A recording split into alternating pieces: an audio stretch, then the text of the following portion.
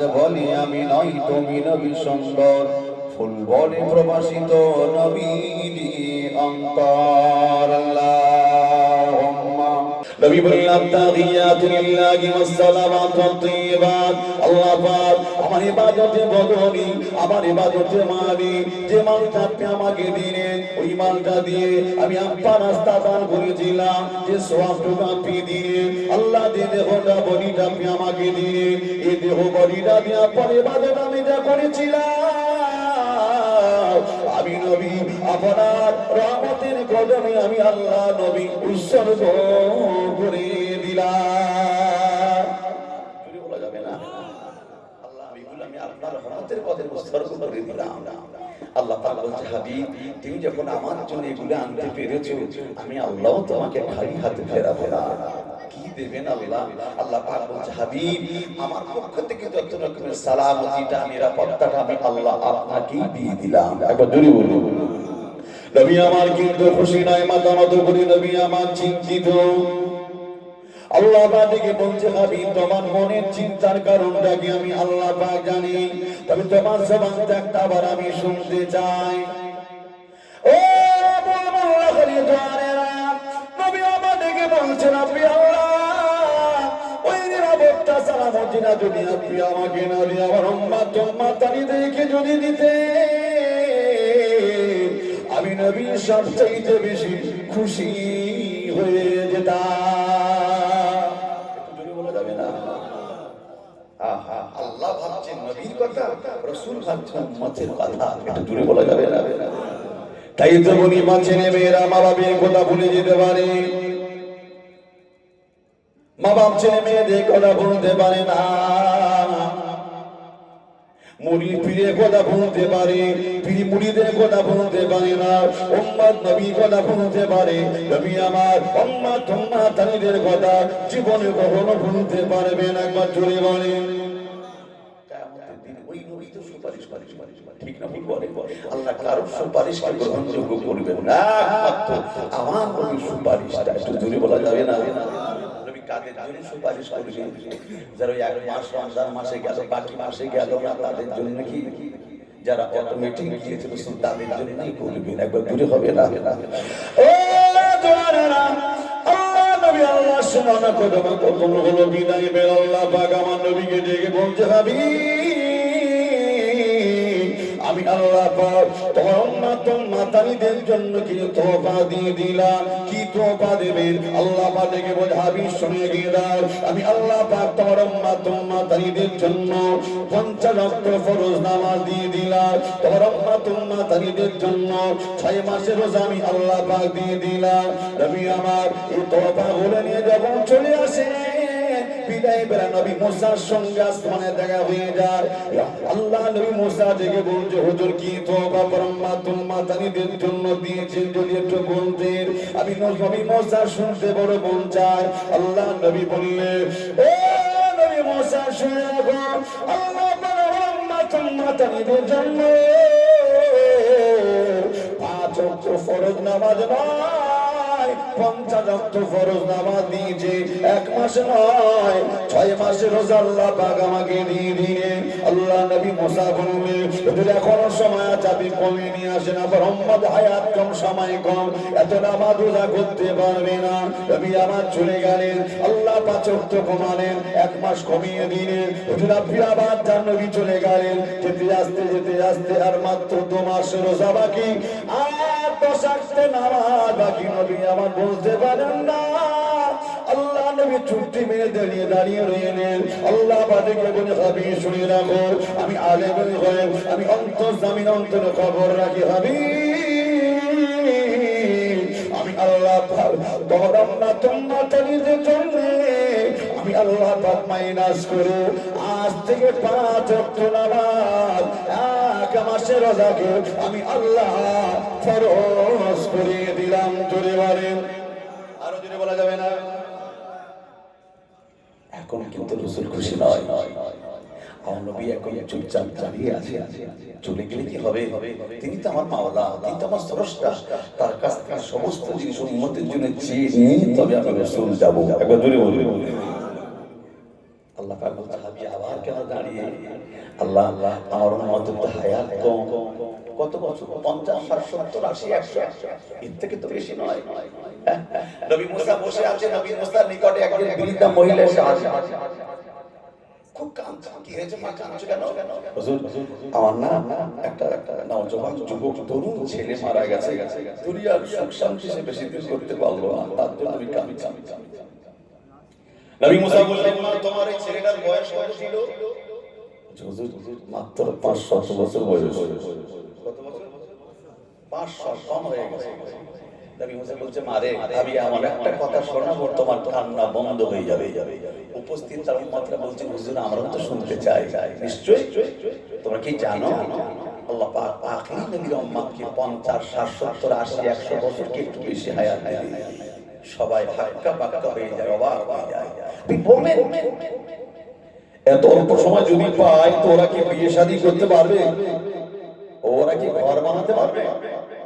আমরা যদি এত অল্প সময় পেতাম, আমরা আর ঘর বিল্ডিং বানাখানা তৈরি করতাম না। কি করতে হবে? আমরা এই সময়টা গাছে বসে পার করে দিতাম। কারণ যাদের কাছে 500, 600, 800, 1000 বছর বয়সে জিন্দেগি দেয়, তাদের কাছে 100 বছর এমন কিছু একেবারে শিশু না, ওদের কাছে নবজাত একটা শিশু। নবী মুসা বলেন, তোমরা কি বিল্ডিং বানিয়েছো? উম্মত মুহাম্মাদি পরপরদিন বাঁচবে, ওরা যা বিল্ডিং তৈরি করবে, মাথায় পাগড়ি যদি থাকে আর চেয়ে দেখবে কিরম বিল্ডিং করছে, একবার দেখি মাথা থেকে পাগড়ি পড়ে যাবে তো বিল্ডিং দেখা শেষ হবে না। এই কথাটা কি আদৌ খাইটা মিথ্যা বলে বলছে? একটু দূরে রাধারানী টাউনে জানি কি ছিল আর কি হলো, যেদিকে তাকাবেন সেদিকে ফেলা বিল্ডিং। বাপ তৈরি করতে করতে মারা গেল, ছেলে এসে এখন ভোগ ডবল করছে। বা বাপ তৈরি করতে আনকমপ্লিট, ছেলে এসে কমপ্লিট করতে করতে ওর আয়াত শেষ, তার নাতি এসে ভোগ ডবল করছে, তবুও করবে। ঠিক না বল? বলে আল্লাহ আমার উম্মতের হায়াত কম, আল্লাহ এত অল্প সময় কি এমন ইবাদত করবে? আল্লাহ আল্লাহ পাক আমার নবীকে ডেকে বলে, হাবিব শুনে গিয়ে দাও, তোমার উম্মত দি হায়াত কম, ফাসানাবি ফজিলাত আমি আল্লাহ পাক বানিয়ে দিলাম। ও হাবিবে পিয়ারা, তোমার উম্মত যদি পাচক তো নামাজ যদি আদায় করে না, আমি আল্লাহ পাক 50 ওয়াক্ত ফরজ নামাজ ফরজ আমি আল্লাহ পাক তাদের জন্য দান করে দেব। একবার জোরে বানিয়ে হাবিব, 1 মাসের রোজা যদি আদায় করে নেয়, আমি আল্লাহ 6 মাসের রোজা রাখা সওয়াব আমি আল্লাহ তাদের দান করব। একবার জোরে বলেন, আরো জোরে হবে না? এই যে 1 মাস রোজা 29টা হবে না 30টা হবে, এই ভিতরে একটা টেনশন হচ্ছিল। ওই 29টা দিন থেকে খালি সংবাদ দেখছি কালকে কি হবে, যদি হয়ে যায় তো খুব ভালো। কারা ভাবছে যার রোজা রাখে নাই, কেন রোজা রাখিনি, এটা একটা ভীষণ জ্বালা। আর ওই প্রকাশ্যে না ওই গুটকা খাওয়া যায় না, পান খাওয়া যায় না, বিড়ি টানা যায় না, কি যে একটা জুলুম যন্ত্রণায় পড়লাম, কবে শেষ হবে রে ভাই? ঠিক না বলে? কিন্তু যারা রোজা রেখেছিল আল্লাহ আর একটা যদি হতো 30টা হলে মনে শান্তি পেয়ে যেতাম। একবার জুড়ে বলবো, ঠিক বলছি? আল্লাহু আকবার, আল্লাহু আকবার।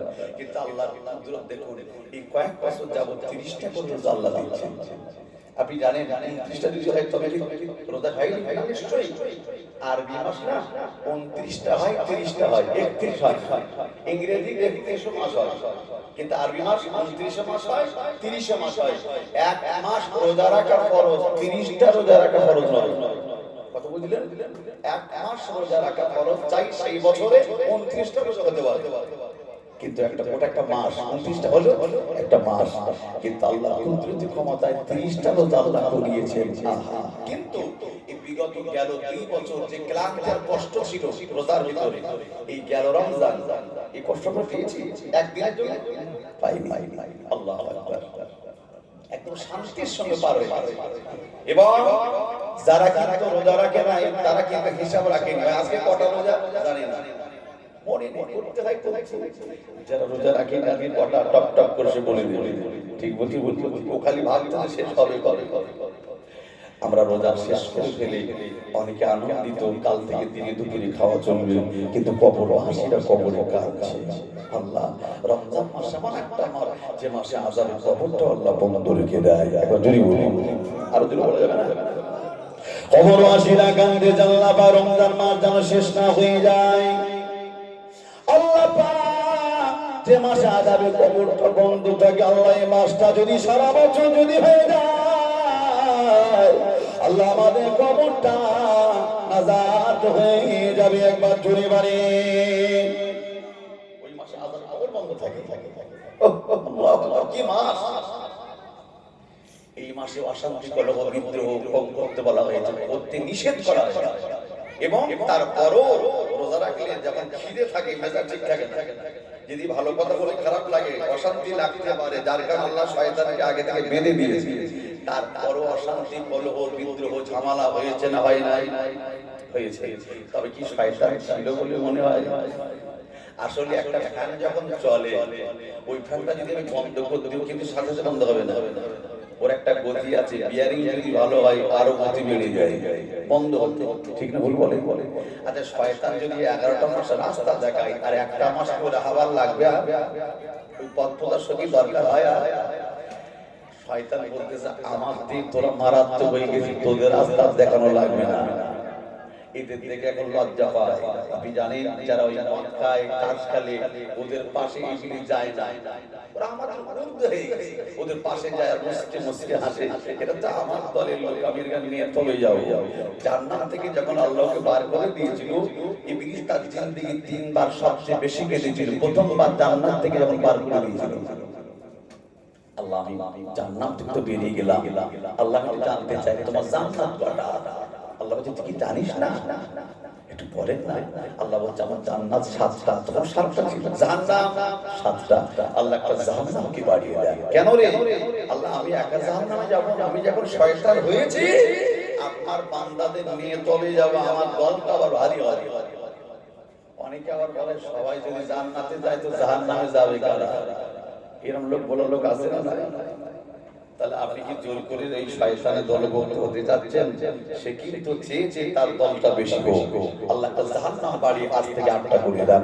আল্লাহ বাড়িয়ে বলছে বিনীতি শুনে রাখ, এই বিনীতি শুনে রাখ, তুই তাদের দলটা বেশি হয়ে যায়, একটা জান্নাত বেশি হোক, আমি আল্লাহ আমার জান্নাতি বান্দার দলটা বেশি হয়ে যায়। এজন্য আমি আল্লাহ পাক একটা জান্নাত বাড়ি আমি আল্লাহ 8টা করে দিলাম। একবার জোরে বাড়ি, আরো জোরে বলা যাবে না? ও চেয়েছে জান্নাত বেশি হোক, আল্লাহ বলছে আমি চাচ্ছি জান্নাতি দল বেশি হোক, এইজন্য আজ থেকে একটা জান্নাত বাড়ি 8টা করে দিলাম। একবার জোরে বলুন। এরপরও কিছু মানুষ বলতে সবাই জান্নাতে যদি যায় তো জান্নাতে যাবে কারা? জান্নাত কি অত সহজ?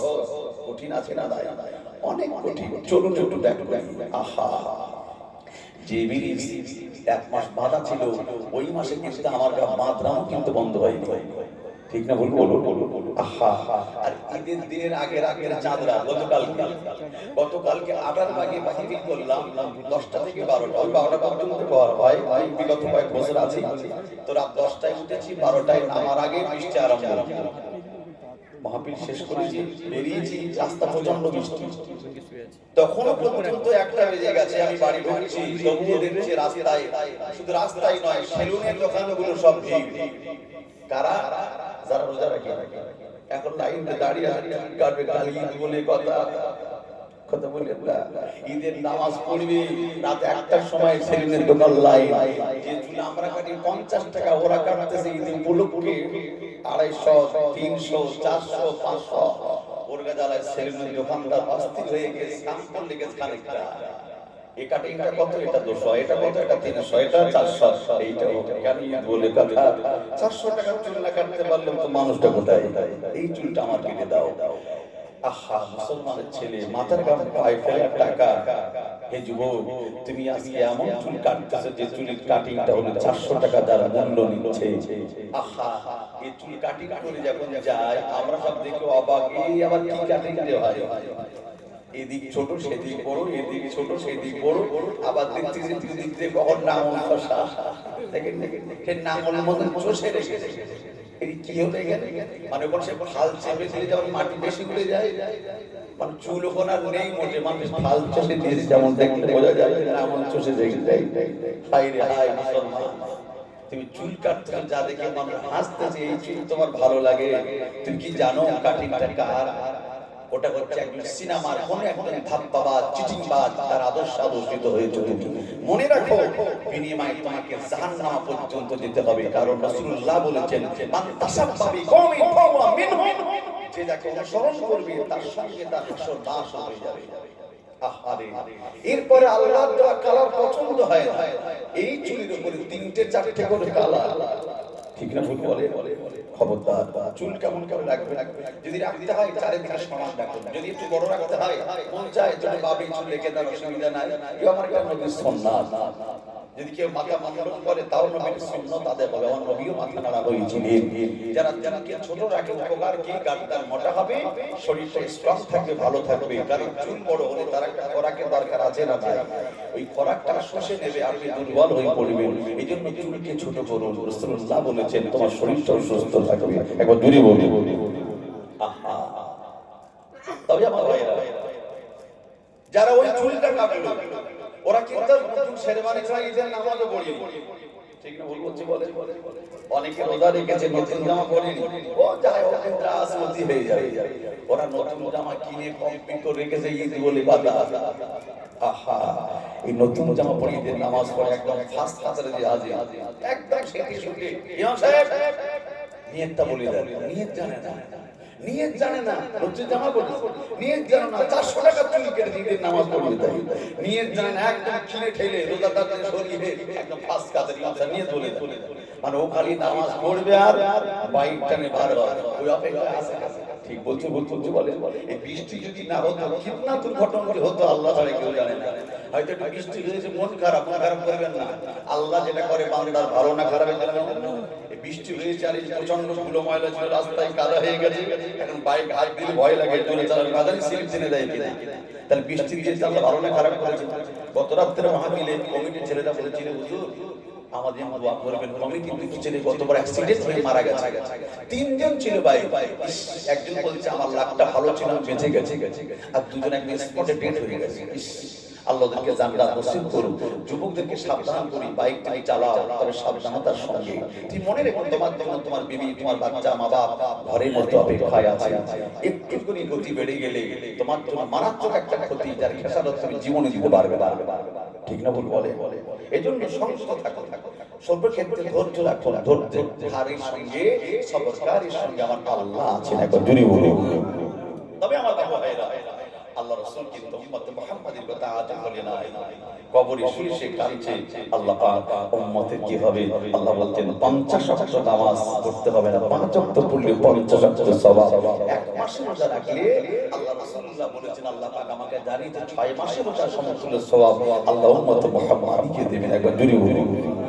রোজা মানে একটা ধৈর্য, রোজা মানে কি? মারাত্মক একটা ধৈর্য। আহা, কলের পানিতে উজু করি, আলোচনা কষ্ট হচ্ছে নাকি?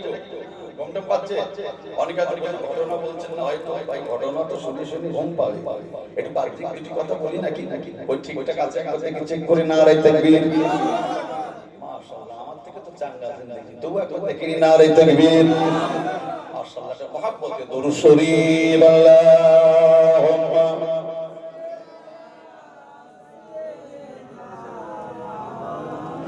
ওয়া আলা আলি সাইয়্যিদিনা নবী ইয়া নবী ইয়া নবী ইয়া নবী নবী ইয়া নবী ইয়া নবী ইয়া নবী জমিন ও জামান तुम्हारे लिए मकीन ও मकान तुम्हारे लिए, একটু জোরে বলা যাবে না? সুবহানাল্লাহ, চিল্লে বলা যাবে না? জমিন ও জামান तुम्हारे लिए मकीन ও मकान तुम्हारे लिए, चुनी व चुना तुम्हारे लिए, हम आए हैं तुम्हारे लिए, नबी या नबी या नबी या नबी हजरे असवाद तुम्हारे लिए, साबा मरुआ तुम्हारे लिए, হবে না? চিল্লে বলা যাবে না?